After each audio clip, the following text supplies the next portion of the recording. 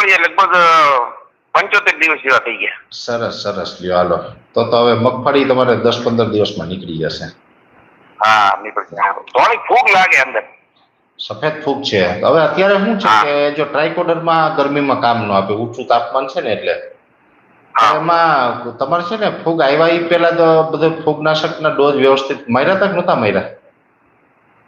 ફૂગનાશકના નથી માર્યો, આપણે બીજમાં આવતું એવરગોલ નથી આવતો. હા, પણ હવે એક કામ કરો, ટેબુકોનાઝોલ અને જે કોમ્બિનેશન વાળા ટેબુકોનાઝોલની સાથે કોઈ પણ આવતું એઝિસ્ટોબિન ટેબુકોનાઝોલ છે, એઝિસ્ટોબિન ક્લોરોથાલોનિન છે, અથવા તો કોઈ પણ એવું જે સારું કન્ટેન્ટ હોય ને એને છંટકાવ કરવાનો આગ્રહ રાખો.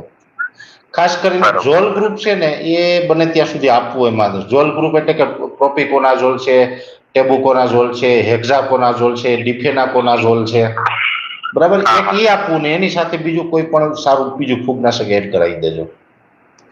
બરાબર.